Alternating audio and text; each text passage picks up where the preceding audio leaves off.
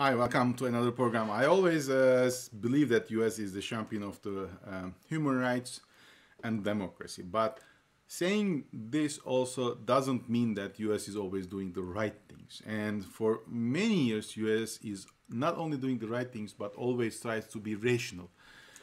Uh, but for the last years now, we are seeing that even though we have a new administration in Washington, they are still, I will say, doing the old mistakes. So why I'm saying that? Let's talk about that. The U.S. foreign policy shifts cautiously while risks losing more in future. U.S. Foreign imperatives really they shift cautiously to avoid losing more ground to its opponents. What I am especially now addressing is Myanmar against China. This is basically a gain in the short period, but there might be a great loss in the future. Now, for now, U.S. has not imposed great sanctions on Myanmar. As you might remember, a military has taken the control of the government by the coup on the early 1st of February 2021 over the democratically elected members of the Myanmar's ruling party, the National League for Democracy. It was deposed by Tatmadaw, Myanmar's military, which vested power in teratocracy. 50 people has been killed in the demonstrations so far. U.S. implies and says that also they are going to implement the sanctions slowly, gradually, in order to match with the military's action, and they will not be left without any penalty. However, junta is aware that if it's going to be done, there is China there, they can come to close. So U.S. is now a little bit, how can I say, in between. Why? Because Myanmar trade and business activities are dictating this. The Myanmar's 31.7% export activities are done with China, whereas around 8% are done with US and its allies. So it's not that big. And if Myanmar will lose US, yes, it will be great. There will be some great consequences, but it will not be great as losing China. Therefore, US is very much concerned on imposing sanctions on Myanmar because they can lose Myanmar against the rising China threats in Asia.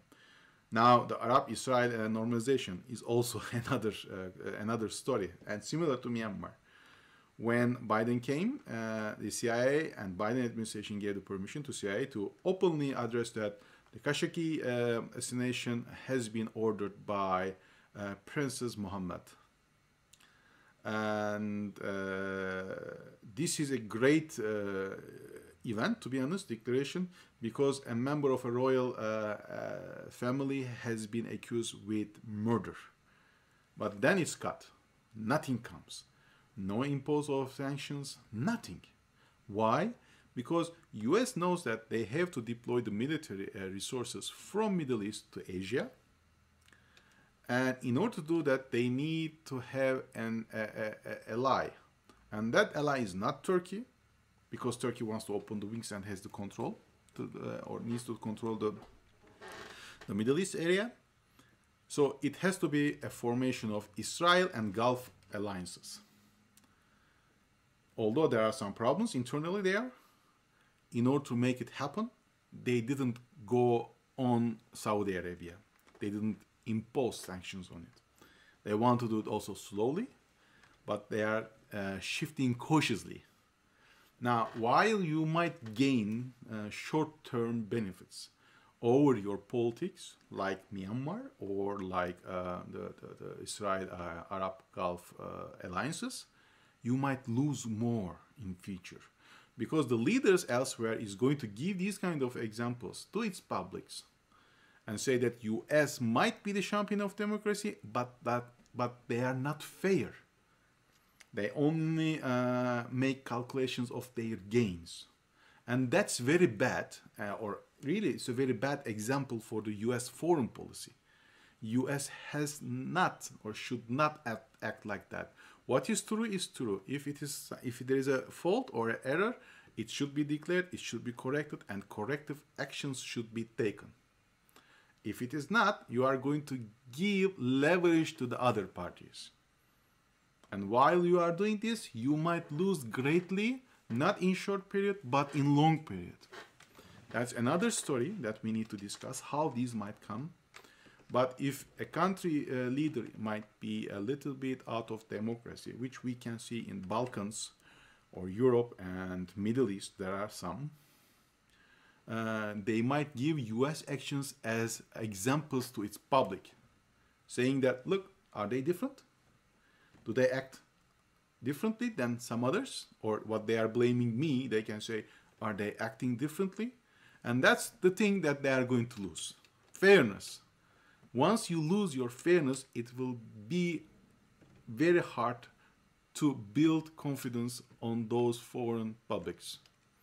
And that will be the risk that US is taking, even though in order to contain China very quickly and gradually, that's the risk of losing. Therefore, I would say many incidents has been holding US to fully concentrate on rising China, since US fails providing itself as protector of justice and stability in the world. Again, even though US might be seen as or is really the champion of the human rights and democracy elsewhere in the world, US foreign policy opts winning short-term gains versus the long-term stability. And at this moment, what we are seeing that US foreign policy leans on the short-term gains, and this is a risk of losing long-term stability.